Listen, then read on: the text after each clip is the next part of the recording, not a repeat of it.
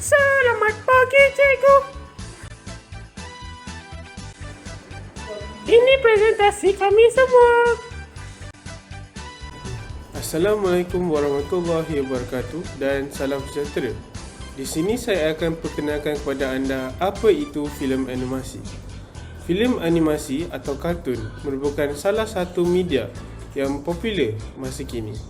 Animasi berkembang pesat melalui televisyen dan filem di mana kebanyakan penayangan mengambil tempoh masa yang agak lama jika dibandingkan dengan tahun-tahun sebelumnya.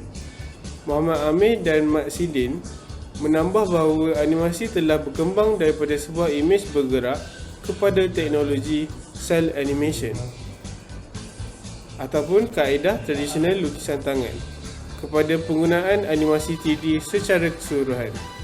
Secara asasnya, kandungan animasi yang disiarkan di televisyen dan filem mempunyai tema dan style tersendiri yang bermula dari cerita fantasi maupun cerita rakyat. Namun begitu, jalan cerita dan kandungan animasi boleh berubah mengikut cerita-cerita semasa atau yang mana paling tepat dapat menepati cita rasa penonton. Pada hari ini, kami akan terangkan tentang animasi Upin dan Ipin. Upin dan Ipin ialah tajuk bagi sebuah siri animasi tayangan singkat yang dihasilkan oleh syarikat animasi Les Copa Q di Malaysia dan juga nama bagi dua watak utama siri ini. Assalamualaikum dan selamat pagi semua. Jadi antara peranan Upin Ipin dalam menyatu padukan kaum Malaysia boleh dilihat melalui watak mereka yang terdiri daripada berbilang kaum itu sendiri. Sebagai contoh, Upin dan Ipin daripada kaum Melayu, Jaji India, Meme Cina dan juga terdapat watak daripada Indonesia iaitu Susanti. Jadi animasi Upin Ipin ini telah jelas menunjukkan bahawa setiap kaum itu dapat berkomunikasi dan berinteraksi antara satu sama lain tanpa mengira latar belakang kaum itu sendiri. Sebagaimana kita tahu, animasi Upin dan Ipin ini juga telah mendapat perhatian setiap lapisan masyarakat, terutamanya golongan muda. Jadi bab kata pepatah, melentur buluh biarlah daripada rebungnya. Animasi Upin Ipin ini jelas dapat digunakan untuk mendidik anak-anak kecil tentang kepentingan perpaduan kaum dan belajar menghormati antara satu sama lain. Penggunaan bahasa Melayu merupakan satu aspek penting bagi mengukuhkan perpaduan sesebuah masyarakat. Penggunaan bahasa Melayu juga dapat mengukuhkan lagi kedudukan bahasa tersebut sebagai bahasa kebangsaan. Animasi merupakan satu medium yang amat penting bagi menyampaikan nilai-nilai yang baik kepada anak-anak kecil. Maka penggunaan bahasa Melayu dalam animasi dapat mendidik anak-anak kecil ini untuk lebih fasih berbahasa Melayu dalam melakukan aktiviti-aktiviti komunikasi antara satu sama lain. Aktiviti komunikasi yang bertutur dalam satu bahasa dapat membuatkan seseorang itu dapat memahami individu yang lain dengan lebih dalam.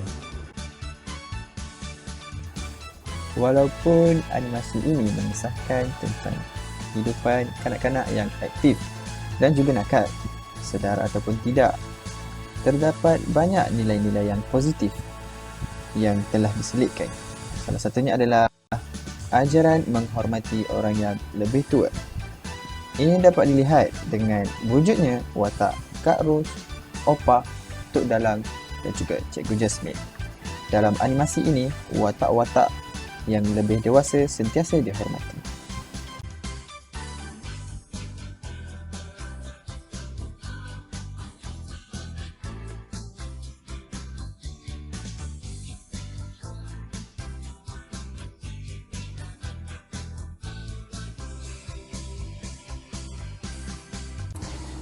Assalamualaikum dan salam sejahtera. Saya Megat. Jadi, animasi juga dapat menanamkan semangat patriotisme dalam diri kanak-kanak. Semangat patriotisme merujuk kepada perasaan cinta akan negara yang mendalam dalam diri seseorang. Animasi Upin dan Ipin ini juga banyak memberi tumpuan tentang etika dan tanggungjawab yang mana merupakan konsep penting yang perlu ada dalam melahirkan rakyat yang bersemangat patriotisme. Contohnya dalam episod Kami Satu Malaysia, Upin, Ipin dan rakan-rakannya melukis jalur gemilang di luar rumah Tok Dalang. Dan jika anda ingat, Jaljit juga melukis jalur gemilang di mukanya. Watak-watak lain seperti Nenek iaitu Opah dan Kak Ros memainkan peranan penting dalam memberi nasihat, bimbingan dan menjadi pendengar keluhan mereka berdua. Nilai-nilai murni yang cuba ditonjolkan dalam cerita animasi ini mudah difahami oleh kanak-kanak dan akan menjadi satu pengalaman atau kenangan kekal kepada mereka. Setiap kali negara kita menyambut perayaan yang besar, contohnya Hari Raya Aidilfitri, Hari Christmas, Hari Deepavali serta Tahun Baru Cina, kita dapat lihat animasi Upin dan Ipin tidak pernah ketinggalan untuk mewujudkan senario dalam animasi mereka. Hal ini dapat memberikan satu teladan yang baik kepada setiap lapisan masyarakat untuk dipupuk semangat perpaduan antara kaum. Ini juga mampu memberikan rasa kasih sayang antara penonton untuk menonton animasi tersebut. Oleh itu, amalan diskriminasi dapat dihalang dengan cara menonton animasi ini. Akhir sekali, kesimpulannya, karakter-karakter program ini dapat memupuk persepaduan sosial di Malaysia dalam masyarakat melalui nilai-nilai murni dan bahasa supaya merealisasikan konsep satu Malaysia yang ditetapkan oleh Perdana Menteri. Dengan ini, masyarakat akan hidup dalam keadaan harmoni dan aman kerana tidak akan berlaku konflik antara kaum seperti konflik perkara 513.